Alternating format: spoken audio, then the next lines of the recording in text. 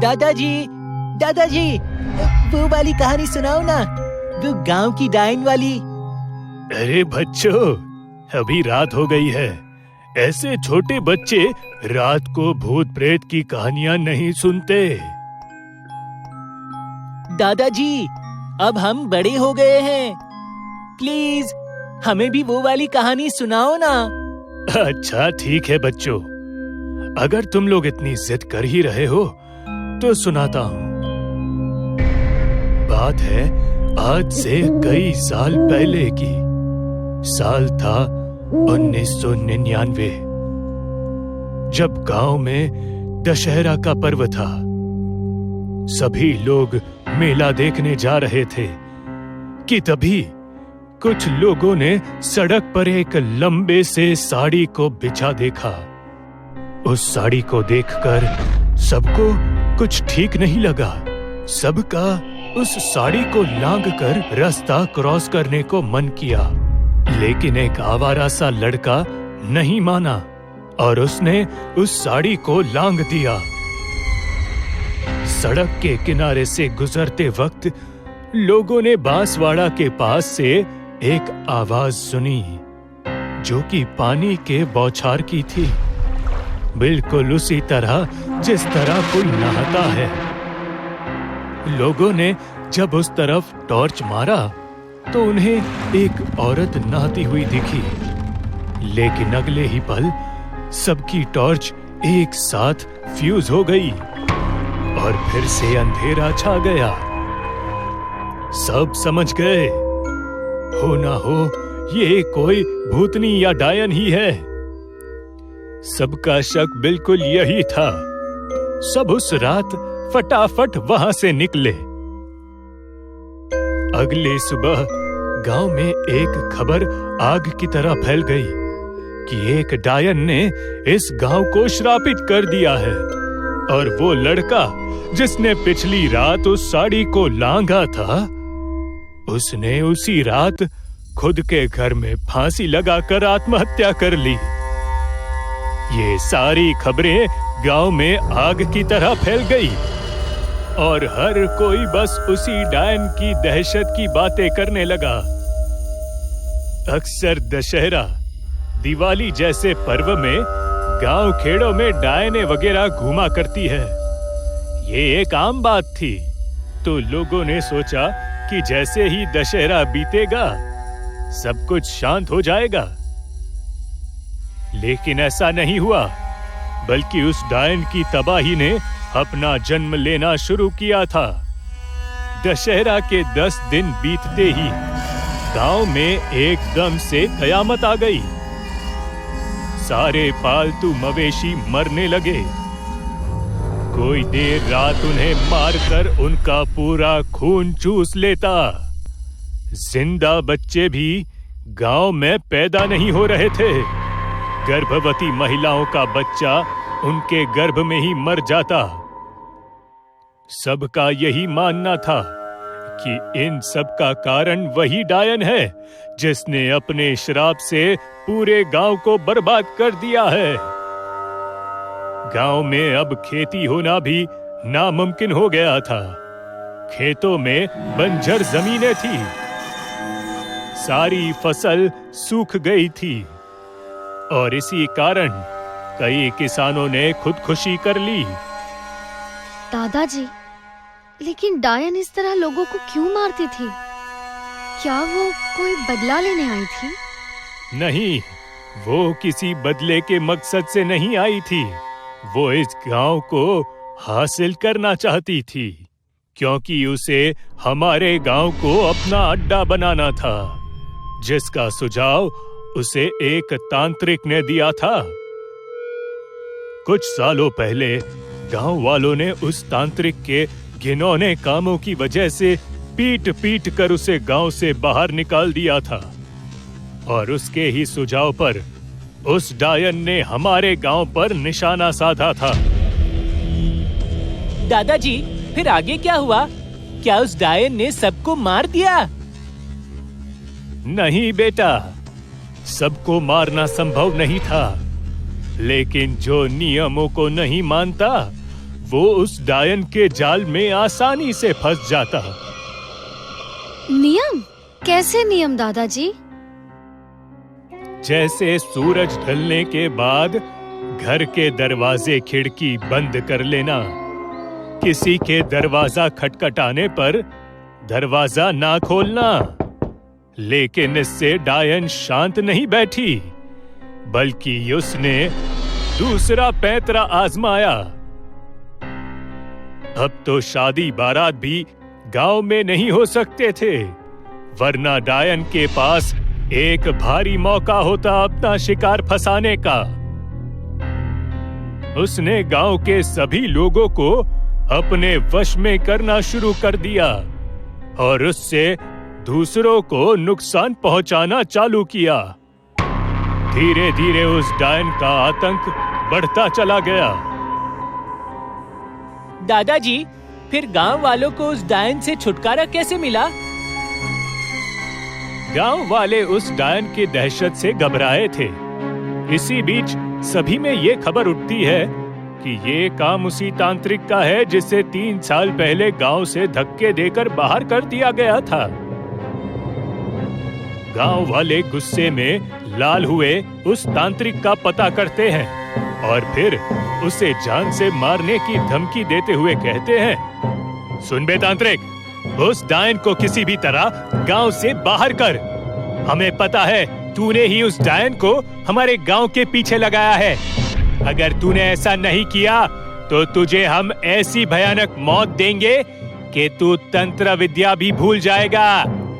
गांव वाले उस तांत्रिक से उसका कवच छीन लेते हैं, जिसके सहारे वो जिंदा था। अगर कुछ दिनों में उसे वो कवच दोबारा नहीं मिलेगा तो वो अपनी सारी शक्तियां खो देगा, जिससे उसकी सालों की तपस्या पर पानी फिर जाएगा।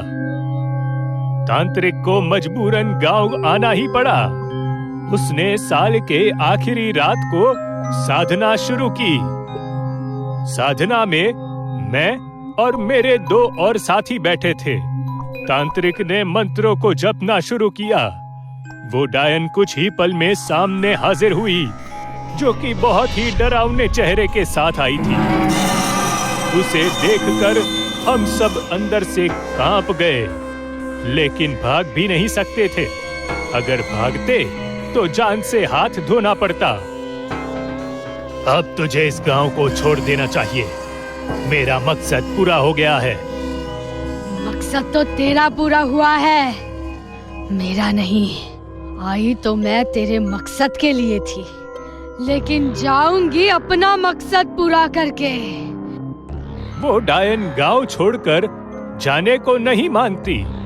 फिर तांत्रिक अपना सबसे ताकतवर योग शुरू करता है और कई घंटों तक चली साधना के बाद आखिरकार वो डायन कमजोर पड़ जाती है और फिर तांत्रिक उसे सामने के पीपल के पेड़ में बांध देता है। मुक्त होने के लिए तांत्रिक उसे गांव छोड़कर चले जाने की शर्त रखता है। देख, अगर तू चाहती है कि तू आजीवन इसी पेड़ में बंधी रहे तो अब भी अपनी जिद पर बनी रह, और अगर तू इस गांव को छोड़ने का वादा करती है तब मैं तुझे आजाद कर दूंगा।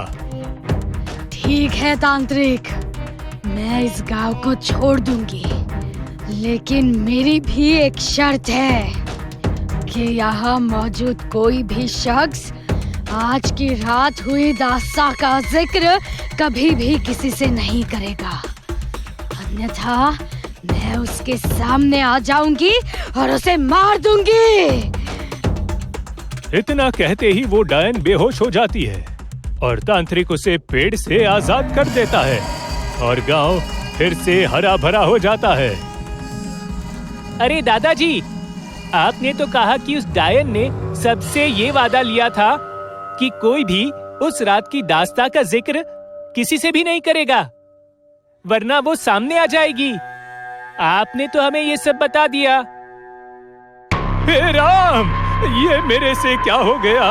अब बुढ़ापे में याददाश्त कमजोर हो गई, जो अपनी मौत को बुलावा दे बैठा।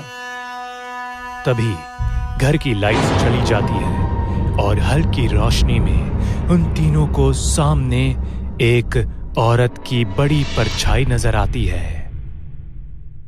और तभी दादाजी को एक तेज दिल का दौरा पड़ता है और दादाजी की कहानी और उनके जिंदगी की अवधि यहीं समाप्त हो जाती है।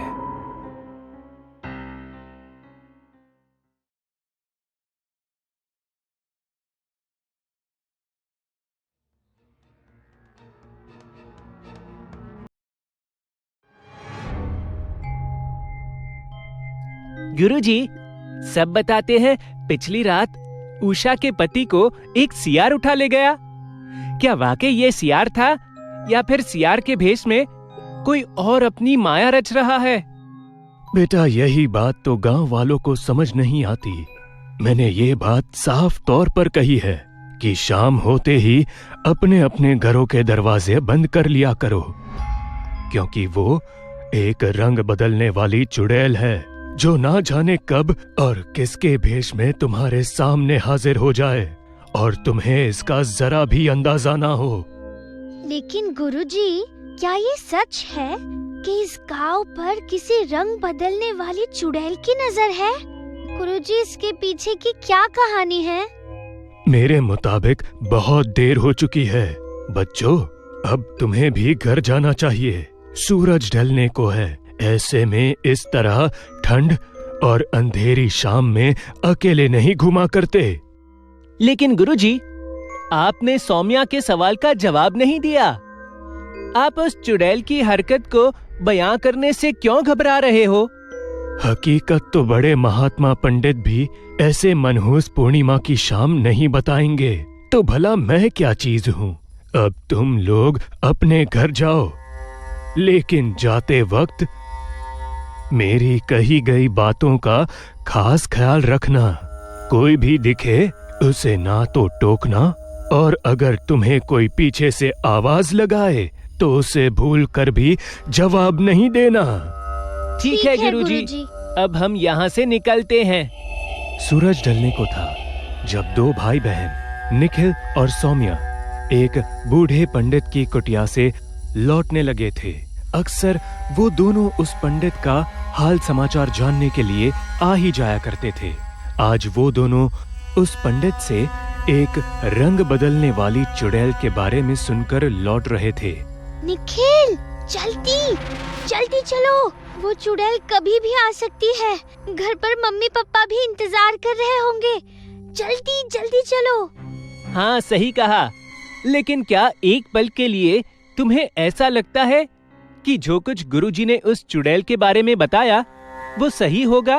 क्योंकि आज तक मैंने तो किसी रंग बदलने वाली चुड़ैल को नहीं देखा है। निखिल, तुम चुप रहो, उसका नाम मत लो और चुपचाप सीधे चलते रहो। चलो। दोनों एक जंगल के रास्ते से गुजर रहे होते हैं। तभी निखिल को एक छोटा सा आइसक्रीम वैन दिखता है।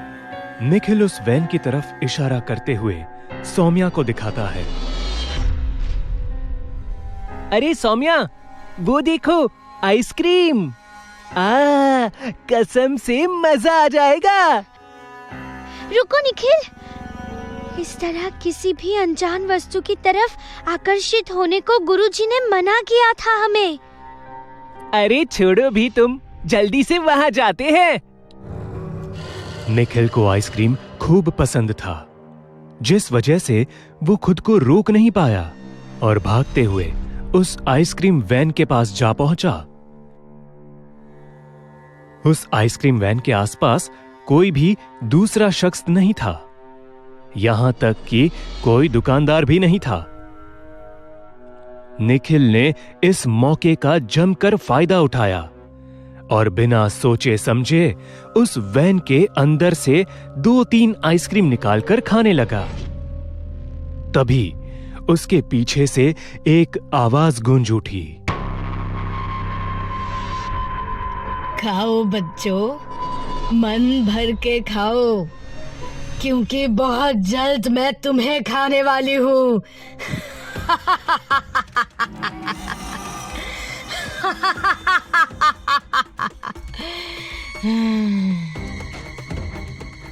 इस अनजान सी आवाज और हंसी ने निखिल और सौम्या के होश उड़ा दिए। दोनों धीरे धीरे पीछे पलटे तो उन्हें जले हुए बिखरे बालों वाली एक औरत खड़ी दिखी जो उन्हें घूर रही थी। ऐसा लग रहा था जैसे उस चुड़ैल में भयंकर भूख हो। निखिल और सौम्या दोनों उस डरावनी औरत को देखकर डर जाते हैं। तभी निखिल को चक्कर आने लगता है जिससे वो बेहोश होकर जमीन पर गिर पड़ता है और तभी वो औरत एकदम तेजी से उनकी तरफ बढ़ती है। निखिल और सौम्या आखिर गए कहां? बस यही सवाल अब उनके परिवार वालों के मन में भी था, क्योंकि रात के 12 बज रहे थे और अब तक वो दोनों घर वापस नहीं लौटे थे। अरे धारिनी, ना जाने हमारे बच्चे कहां रह गए। दोनों में से कोई भी अब तक नहीं लौटा। अजी, मुझे क्या कहते हो? मेरा तो खुद हाल बेहाल हो रखा है, जबकि मैंने 50 बार समझाया है कि शाम होते ही बच्चों को घर से बाहर नहीं भेजना है। और आजकल तो गांव में हर जगह वो रंग बदलने वाली चुड़ैल के चर्चे हो रखे हैं। तुम भी ना धारिनी, कुछ भी बोलती हो। शुभ बोलोगी तो शुभ होगा। कैसे भी बच्चे आज जिद कर रहे थे कि उन्हें गुरुजी से मिलने जाना है, तो मैंने जाने दिया। इसमें अब मेरी गलती क्या है? अरे वो सब तो ठीक है जी, लेकिन बच्चों को इस तरह अकेले भेजने की क्या जरूरत थी? हाँ भाग्यवान, तुम ही सही हो। लेकिन अब मुझे ये बताओ कि क्या हम यूं ही बहस में समय गवाए या अपने बच्चों को ढूंढने के लिए कोई कदम उठाए? आप खुद भी तो उनके साथ जा सकते थे ना। आपने कहा कि वो दोनों गुरुजी के पास जाने की जिद कर रहे थे, तब तो हमें भी तुरंत गुरुजी की कुटिया पहुंचना चाहिए। अब आगे का रास्ता हमें वही दिखाएंगे। हाँ हाँ, तुम सही कहती हो। चलो तुरंत गुरुजी के पास चलते हैं।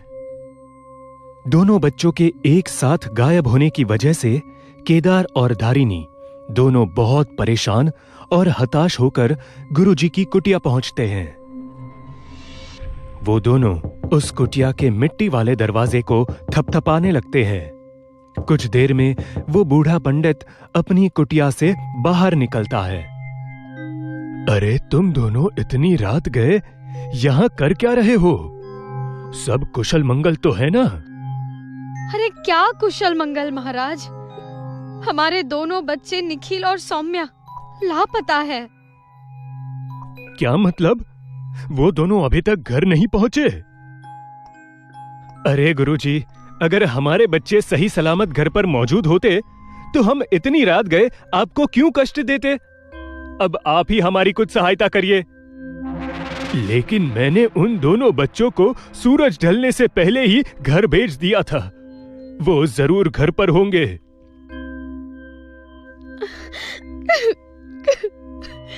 महाराज, क्या आपको हमारी बातों पर जरा भी यकीन नहीं है? आप खुद हमारे घर चलकर देख लीजिए। ठीक है, चलो मैं अभी इसी वक्त तुम्हारे घर चलने को तैयार होता हूं। इसके बाद गुरुजी समेत वो दोनों भी अब अपने घर पहुंच जाते हैं, जहां दरवाजा खोलते ही उन्हें बिस्तर पर निखिल और सौम्या सोते हुए दिखाई दे रहे थे। हाय, मेरे बच्चे निखिल, सौम्या, भगवान का लाख लाख शुक्र है कि मेरे बच्चे एकदम सही सलामत मेरे पास हैं। बहुत बहुत शुक्रिया। आपका बहुत बहुत शुक्रिया गुरुजी, आप हमारे साथ यहां तक आए।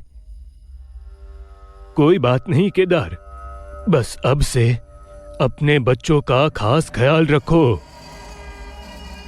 तभी धारिनी चीखती है, हे भगवान, ये क्या हो गया मेरे बच्चों को? अजी, अजी जरा जल्दी आइए, ये देखिए। क्या हुआ धारिनी, तुम इस तरह क्यों चीख रही हो?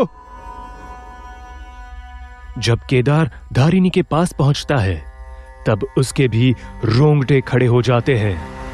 वो देखता है कि उसके दोनों बच्चों की गर्दन काट दी गई है और दूर से देखने पर लग रहा था वो सो रहे हैं, लेकिन करीब जाकर देखने पर पता चलता है कि उन दोनों का सिर उनके जिस्म से अलग कटा हुआ है।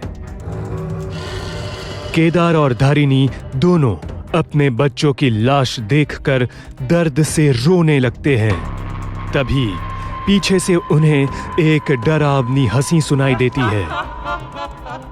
वो दोनों पीछे पलटते हैं तो उनका सामना एक और आफत से हो जाता है।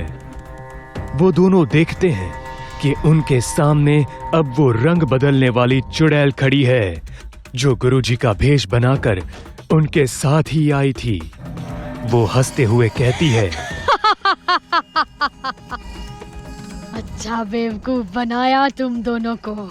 मैंने तो तुम्हारे दोनों बच्चों को ठीक इसी तरह अपने जाल में फंसाकर कब का मार दिया था, लेकिन तुम अगर उस पंडित के पास पहुंच जाते तो शायद वो पंडित फिर से मुझे जंगल में बांध देता। इसलिए मैंने एक चाल चली और मैं उसका ही भेष बनाकर तुम सबके साथ वो पंडित बनकर आई, और अब मैं तुम्हें भी खत्म कर दूंगी। दुष्ट औरत, तूने मेरे बच्चों को मार दिया। मैं तुझे जिंदा नहीं छोड़ूंगा। केदार हाथों में खंजर लिए उस चुड़ैल की तरफ बढ़ा, लेकिन तभी उस चुड़ैल ने एक मंत्र फूका, जिससे केदार ने उस खंजर से खुद का ही गला रेत लिया और तड़प तड़प कर मौत की नींद सो गया। दम घुटने की वजह से धारिणी भी तड़प तड़प कर मारी गई। अगली सुबह गांव वालों ने जब केदार के घर का दृश्य देखा तो वो सब भी कांप उठे और गुरुजी को बुला लिया। हे भगवान, ये दृश्य देखकर मेरा कलेजा जल रहा है। मुझे इन दोनों को अकेला घर भेजना ही नहीं चाहिए था। ये सब उसी चुड़ैल का काम है जो अपना रंग बदलकर गुमराह करती है और फिर अपने मकसद को अंजाम देती है। गुरुजी के मुताबिक पिछली रात वो अपनी कुटिया में मौजूद ही नहीं थे। वो किसी पूजा में गए थे और ये बात उस चुड़ैल को पता थी, जिसने इसका खूब फायदा उठाया और गुरुजी के भेष में साजिश रची और अपने खून की प्यास को बुझा दिया। गुरुजी ने सभी गांव वालों में एक मायावी ताबीज को बांट दिया, जिसे गांव के हर शख्स को अपने घर के बाहर लटका कर रखने को कहा, जिससे उस रंग बदलने वाली चुड़ैल की माया काम नहीं करेगी। गांव वालों ने गुरुजी के नियम का पालन करते हुए उस ताबीज को अपने घरों के बाहर लटकाना शुरू कर दिया, जिससे गांव में होने वाली भूतिया घटनाएं कम होने लगी। लेकिन आज भी उस रंग बदलने वाली चुड़ैल को किसी अजनबी की तलाश है, जिससे उसे मौका मिले अपने एक और शिकार को अंजाम देने का।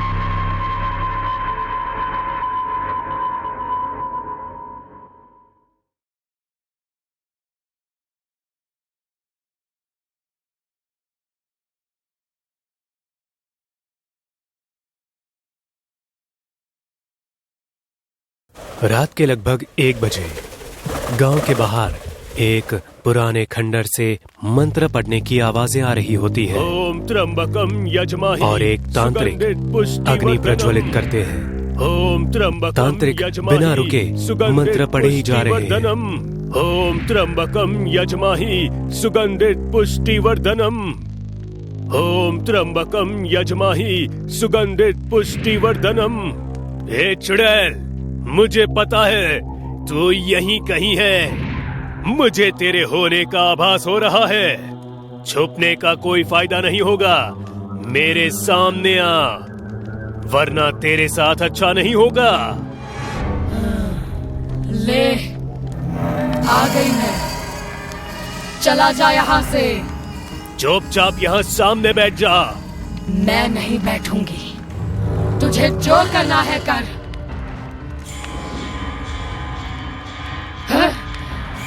बैठी हूँ ना। ओम त्र्यंबकम यजमाहि सुगंधित पुष्टिवर्धनम। ओम त्र्यंबकम यजमाहि सुगंधित पुष्टिवर्धनम। ये जाप बंद कर तांत्रिक, ये जाप बंद कर। तो इन गांव वालों को परेशान क्यों कर रही है? छोड़ दे इस गांव को। तांत्रिक, तू मेरे और गांव वालों के बीच मत आ, वरना तू भी मारा जाएगा।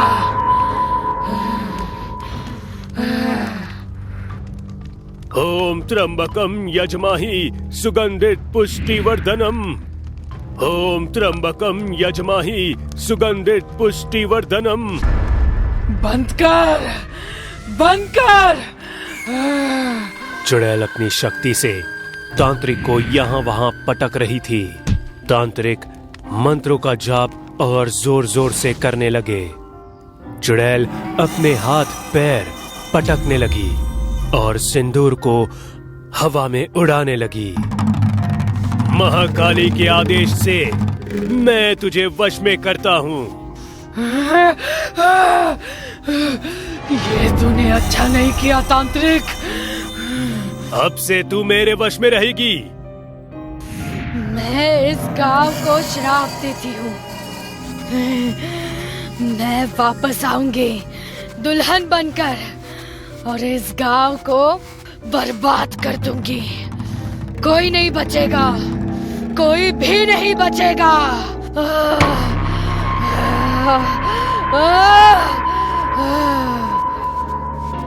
कुछ दिन बाद गांव वाले चुड़ैल को भूल गए और उसके श्राप को भी।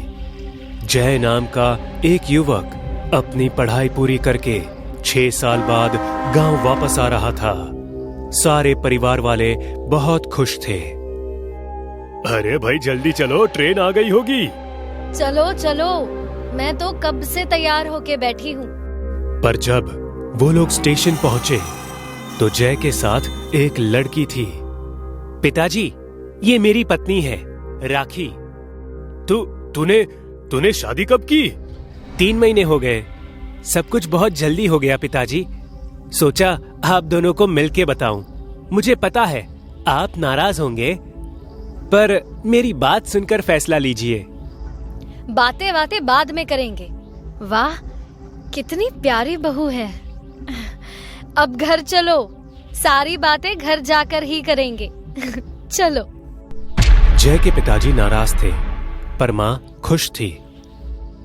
माँ, मुझे पता है मैंने अच्छा नहीं किया बिना बताए शादी करके, पर एक बार पिताजी मेरी बात सुन ले तो वो मेरी सिचुएशन समझ जाएंगे। ये बात नहीं है जय, तेरे पिताजी किसी और चीज से परेशान है। वही पुरानी बात।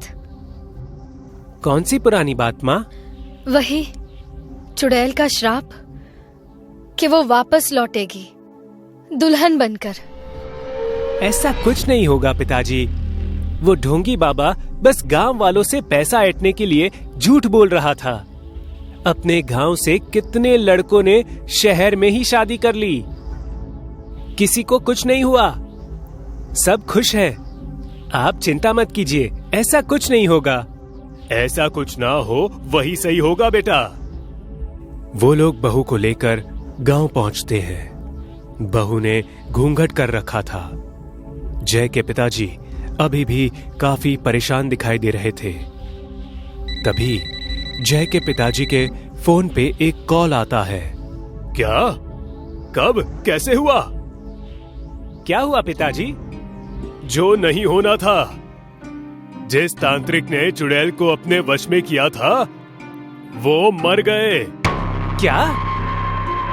जय की माँ अपने कमरे से एक सोने का हार लेकर बाहर आती है।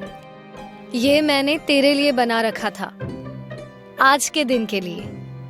बेटा, आज तेरी मुंह दिखाई है ना? जय की माँ ने बहू के हाथ में वो हार दिया और जैसे ही उसका घूंघट उठाया तो वो डर के चीख पड़ी।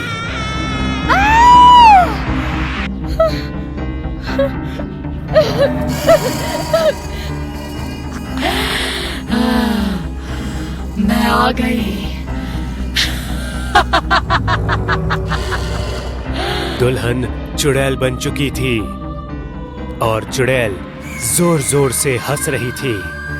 जय की माँ चुड़ैल को देख के रूम के बाहर भागने की कोशिश करती है। तभी दरवाजा बंद हो जाता है।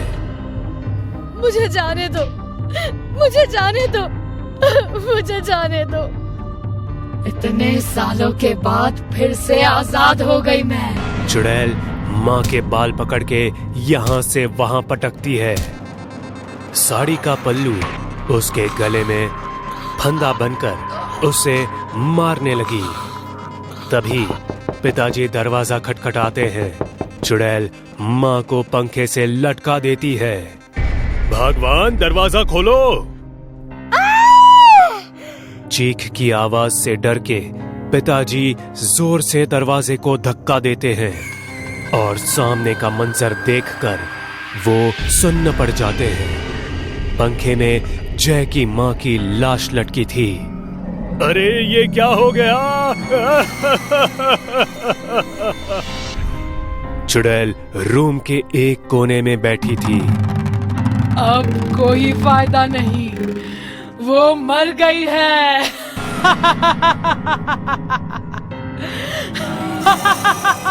पिताजी यह वहां भागने लगते हैं।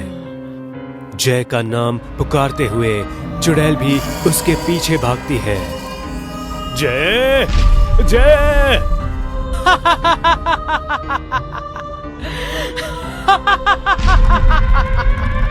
भागते हुए पिताजी गिर जाते हैं। चुड़ैल पिताजी के ऊपर बैठ जाती है और अपने नाखून से पिताजी की छाती फाड़ देती है। पिताजी जोर से चीखते हैं।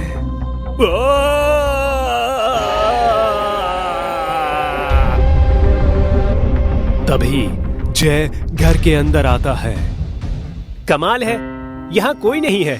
बहू आई, सब बेटे को भूल गए। जय रूम में जाता है। चुड़ैल अपनी पीठ की तरफ खड़ी थी। जय पीछे से चुड़ैल को बाहों में भर लेता है। राखी, कैसा लगा हमारा घर और मेरे माँ पिताजी? बोलो। जय आईने में देखता है तो उसे चुड़ैल दिखाई देती है। जय डर से यहाँ वहां देखने लगता है। उसे माँ और पिताजी की लाश दिखाई देती है। तभी चुड़ैल अपने हाथों से जय का गला काट देती है।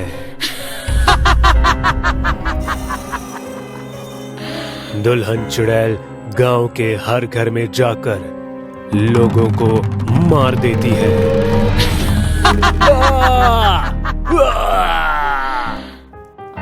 सारे गांव वाले मारे गए। गांव फना हो गया। मैंने कहा था मैं वापस आऊंगी दुल्हन बनकर। अब कोई निकाल के दिखाओ मुझे इस गांव से।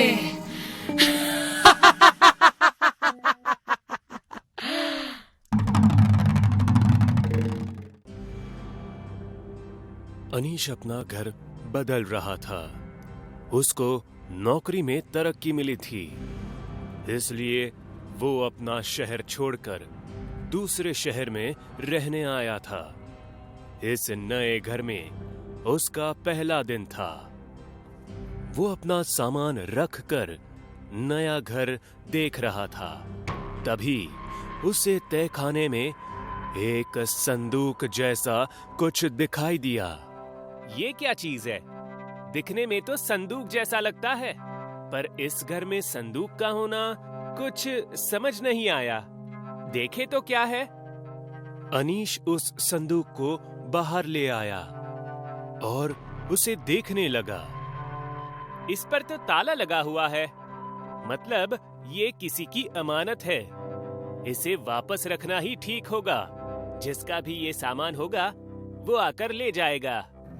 जैसे ही अनीश ने संदूक को वापस रखने के इरादे से हाथ लगाया, उसके अंदर से पीली रोशनी चमकने लगी। अनीश डर गया, उसे कुछ भी समझ नहीं आया। संदूक से निकलने वाली उस पीली रोशनी ने उसे अपने वश में कर लिया। मुझे इसे खोलकर देखना ही है कि इसमें क्या है। अनीश ने बाहर से एक पत्थर लाकर उस संदूक का ताला तोड़ दिया। जैसे ही ताला टूटा, अंदर से रोशनी का निकलना बंद हो गया और अनीश वश से बाहर निकल गया। ये मैंने क्या कर दिया? मुझसे बहुत ही बड़ी गलती हो गई। लेकिन अब ये टूट ही गया है, तो इसके अंदर एक बार क्या है वो भी देख लेता हूँ। अनीश ने उस संदूक को खोला। जैसे ही उसने अंदर झांक कर देखा, तो वो अवाक रह गया। अंदर पूरा संदूक भर के सोना पड़ा था। बहुत सारे सोने के सिक्के थे। सबसे ऊपर एक सफेद रंग की चिट्ठी भी थी। अनीश ने वो चिट्ठी उठाई और वो उसे पढ़ने लगा। जो भी आदमी इस सोने को देखेगा, उसे इस सोने को खुद के लिए इस्तेमाल करना होगा। अगर वो ऐसा नहीं करता तो वो आदमी खत्म हो जाएगा। अनीश चिट्ठी की ये बात पढ़कर बहुत ज्यादा डर गया, पर अगले ही पल उसके मन में सोने के प्रति लालसा जगी। कोई बेवकूफ ही होगा जो इस चिट्ठी की बात मानेगा, पर ये सोना मिला है तो इसे जाया नहीं कर सकता। मेरे तो भाग खुल गए, अब मैं भी अमीर बनूंगा। अनीश ने उन सिक्कों से अपना नसीब बदलना शुरू किया। उसने नौकरी छोड़ दी और एक बड़ा सा घर खरीदकर उसी में रहने लगा। दुनिया के सारे ऐशो आराम अनीश के पास थे। जब अनीश के सारे पैसे खत्म हो गए, तो वो फिर संदूक से सोना निकालने के लिए गया। पर जब उसने संदूक खोला, तो उसमें एक आखिरी सिक्का बचा था और उस सिक्के के नीचे एक काले रंग की चिट्ठी थी। अनीश ने वो चिट्ठी उठाई और उसे पढ़ने लगा। जो कोई इस आखिरी सिक्के का इस्तेमाल अपने फायदे के लिए करेगा, वो इस दुनिया से खत्म हो जाएगा। इस बार अनीश ज्यादा डर गया, क्योंकि इस बार उसे वो सिक्का इस्तेमाल नहीं करना था। ये सब क्या है? इस चिट्ठी पर विश्वास करना चाहिए या नहीं? जान का खतरा है। पहली चिट्ठी के मुताबिक मैंने अब तक ये सोना खुद के लिए इस्तेमाल किया, इसलिए मैं जिंदा हूँ। अब अगर मैंने ये सिक्का लिया, तो हो सकता है कि मेरे साथ कुछ हो जाए। नहीं, मैं इसे नहीं ले सकता।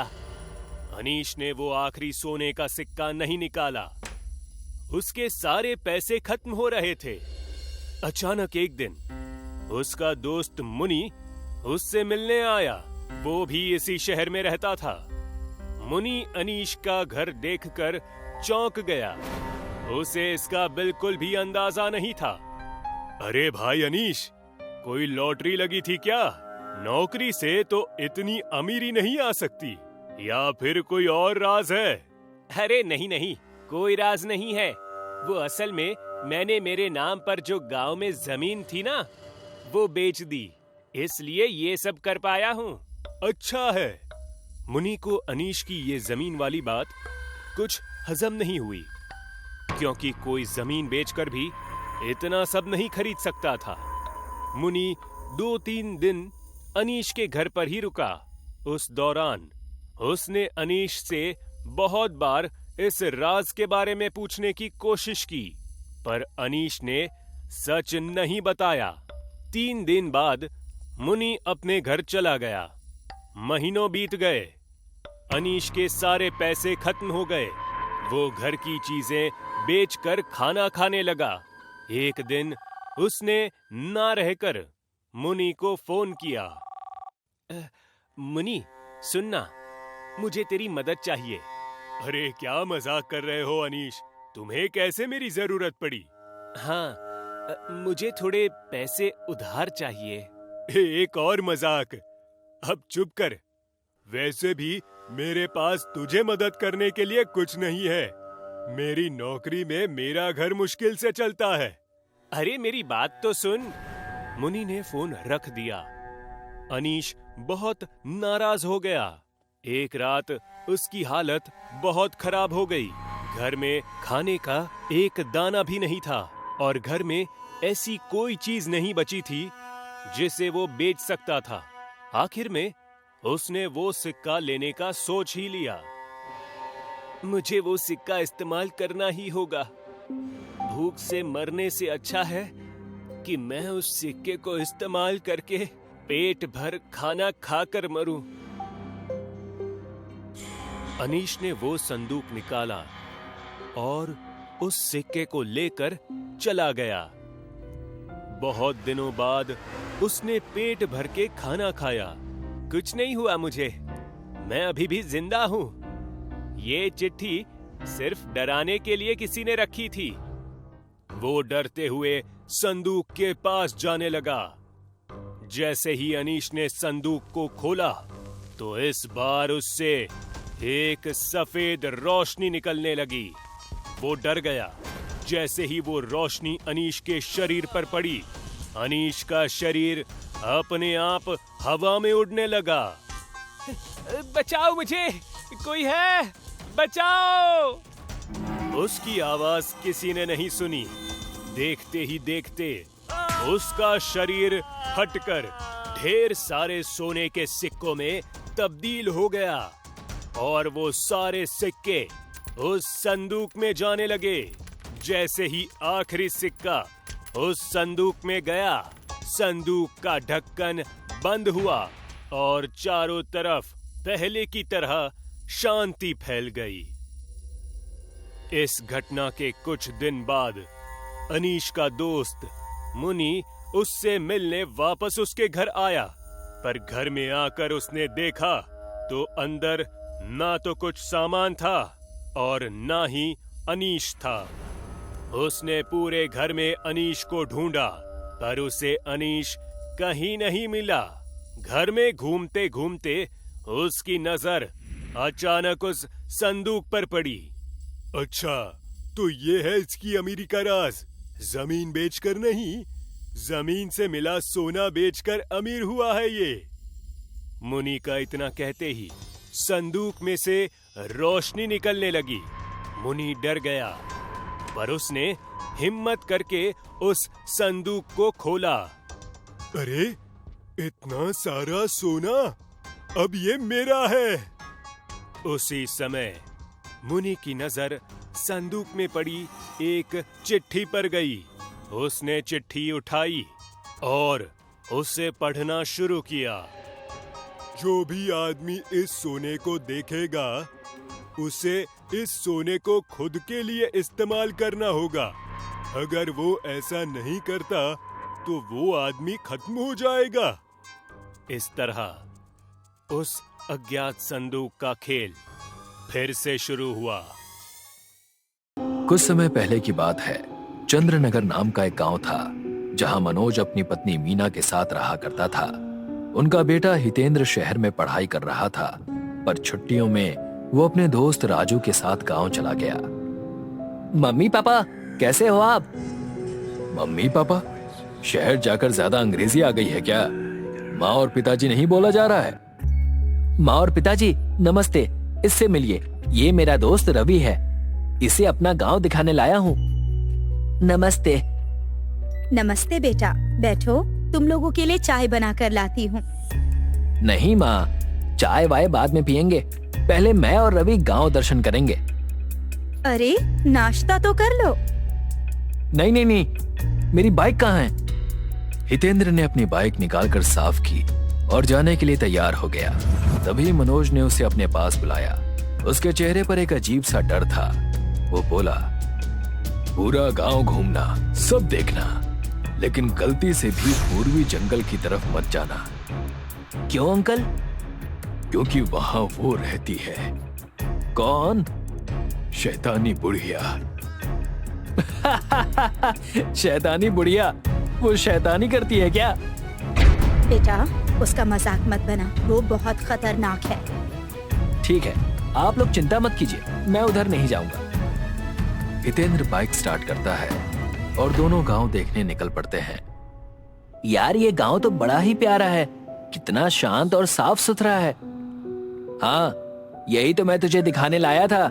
शहर की भाग दौड़ से दूर ये गांव मेरे दिल के करीब है और लोग भी बड़े सीधे साधे लगते हैं। हाँ सो तो है, तभी तो शैतानी बुढ़िया जैसी चीजों को मानते हैं। तभी रास्ते में एक बूढ़ा आदमी उन्हें देखता है और पास आता है।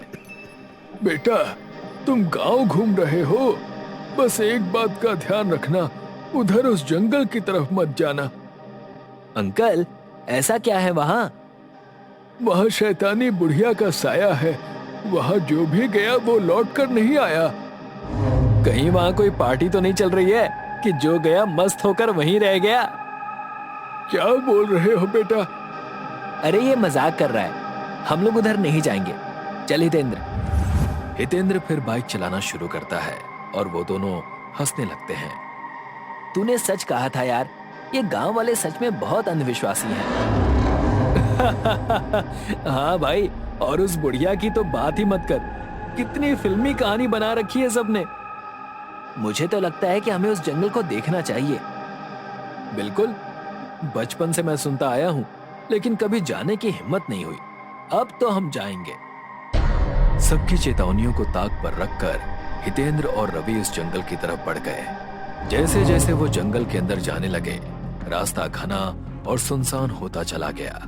तेज हवा चल रही थी, सारे पेड़ हिल रहे थे, लेकिन अजीब बात ये थी कि वो हवा उन्हें नहीं लग रही थी। यार इस जंगल में कुछ ज्यादा ही सन्नाटा लग रहा है। जंगल में सन्नाटा नहीं तो क्या तुझे बारात मिलेगी? नहीं, मेरा मतलब इस जंगल में कुछ निगेटिव सा फील हो रहा है। हितेंद्र तेज रफ्तार में बाइक चला रहा था और तभी अचानक सामने एक नहर आ जाती है। ओए सामने देख, नहर! अरे ये अचानक से नहर कहां से आ गई? अभी तो यहां पर कुछ नहीं था। हितेंद्र बाइक रोकने की कोशिश करता है, लेकिन अचानक बाइक का संतुलन बिगड़ जाता है और दोनों नहर में गिर जाते हैं। यार बचा मुझे, मुझे तैरना नहीं आता है, मुझे निकाल इस नहर से, मैं मर जाऊंगा।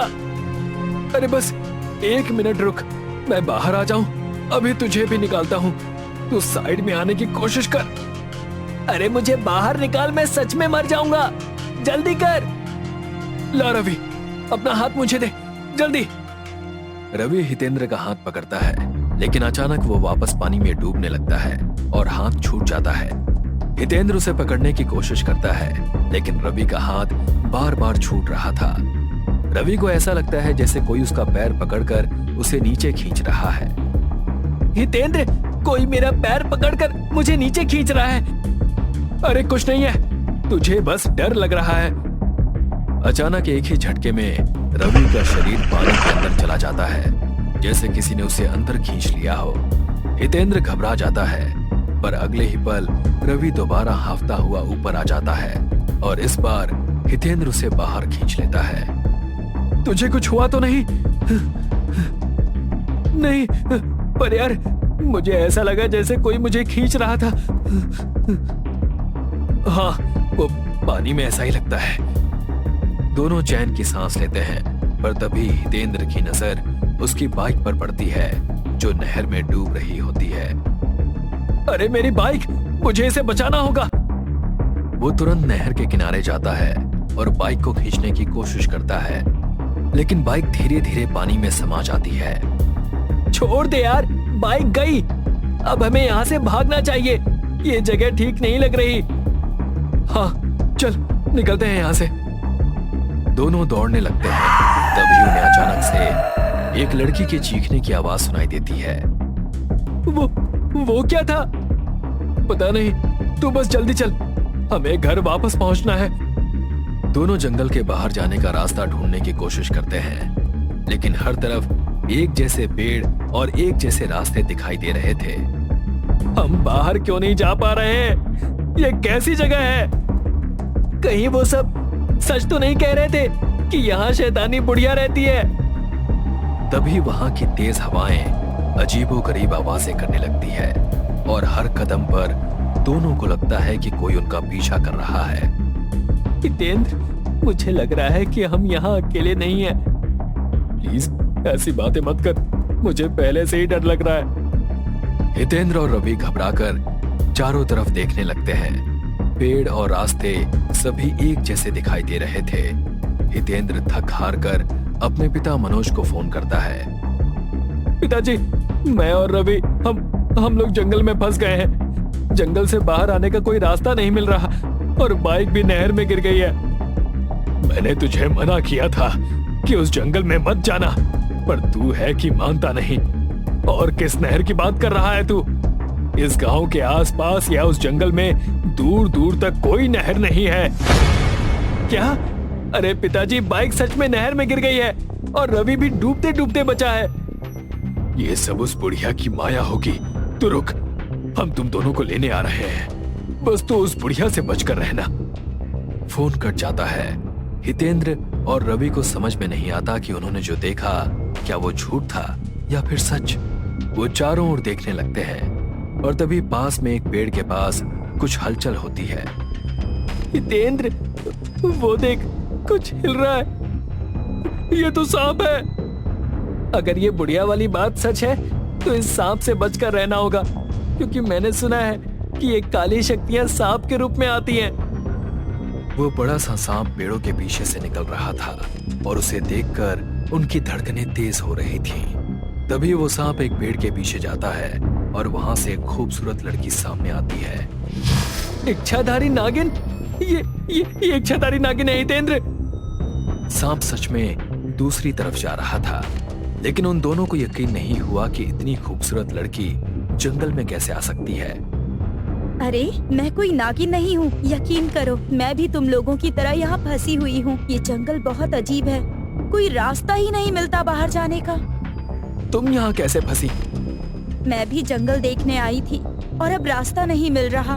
तुम लोगों ने भी देखा होगा, हर तरफ वही पेड़ और वही रास्ते, बाहर जाने का कोई रास्ता ही नहीं दिखता।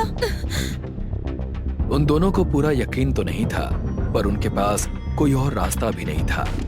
अब वो तीनों मिलकर बाहर जाने का रास्ता ढूंढने लगते हैं, पर जितना ही वो कोशिश करते हैं उतना ही वो गहरे जंगल में फंसते जाते हैं। ये क्या हो रहा है? हम बार बार उसी जगह पर क्यों वापस आ जा रहे हैं? यार, तू मुझे कहाँ लेकर आ गया? मैंने तुझे मना किया था। झूठे कहीं के, अब फंस गए तो कह रहा है कि मैंने मना किया था। पहले तो बड़ा एक्साइटेड था यहाँ आने के लिए। तभी अचानक हवा में एक अजीब सी धुंध फैलने लगती है। सामने से मनोज आता दिखाई देता है। वो लोग चैन की सांस लेते हैं। आप आ गए? हाँ मेरे बच्चे, तुम्हारे पापा तुम्हें लेने आ गए। चलो। थैंक गॉड अंकल, आप आ गए। ये मेरे पापा नहीं हो सकते। उन्हें तो पापा कहलवाना पसंद ही नहीं है। ये जरूर उस बुढ़िया की माया है, उस नहर की तरह। उसके इतना कहते ही मनोज एक काले साए में बदल गया और गायब हो गया। हे भगवान, यहाँ क्या सच है और क्या झूठ, कुछ समझ ही नहीं आ रहा। लगता है हमारी मौत यहाँ लिखी हुई है। वो तीनों जितना आगे बढ़ने की कोशिश करते, हर तरफ वही पेड़ और वही रास्ते दिखाई देते। हर कदम के साथ डर और गहरा होता जा रहा था। हितेंद्र की हथेलियां पसीने से भीग गई और तभी रवि चिल्लाया, मैं अब और नहीं झेल सकता। ये लड़की ही सब कुछ कर रही है। ये वही बुढ़िया है। मैं? तुम पागल हो गए हो क्या? मैं क्यों ऐसा करूंगी? झूठ बोल रही है, ये वही शैतानी बुढ़िया है। बस करो तुम दोनों, झगड़ने से कुछ नहीं होगा। तुझे याद है रवि, हम बचपन में ऐसे ही एक पार्क में खो गए थे, तो वहां से भी तो निकल गए थे ना? हाँ मुझे याद है, पर वो बात अलग थी यार। ये मायावी जंगल है। ये सुनकर हितेंद्र की आंखें बड़ी हो गई। वो चिल्लाया, ये तू नहीं हो सकता रवि। तू कौन है? सच बता।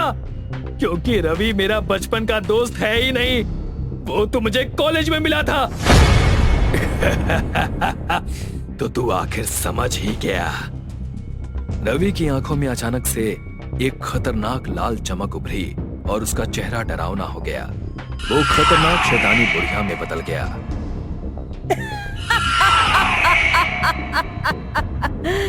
तुम्हारा दोस्त तो उसी समय मेरी मायावी नहर में डूबकर मर गया था और अब तुम भी नहीं बचोगे, क्योंकि कोई यहाँ से बचकर नहीं जाता।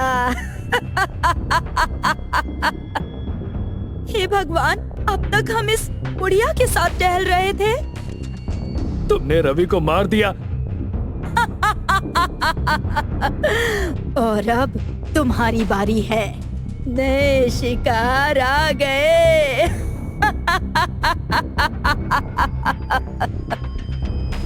बुढ़िया अचानक उस पर झपट पड़ती है। हितेंद्र ने चिल्लाने की कोशिश की, लेकिन बुढ़िया ने एक ही झटके में हितेंद्र की गर्दन तोड़ दी।